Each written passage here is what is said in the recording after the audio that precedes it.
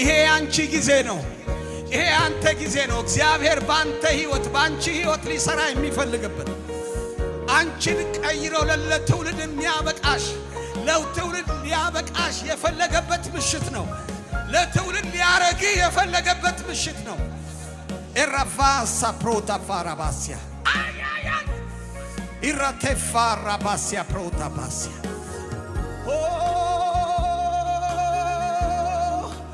ቀደሳለሁ ቀደሳለሁ ቀደሳለሁ ክብር ላይ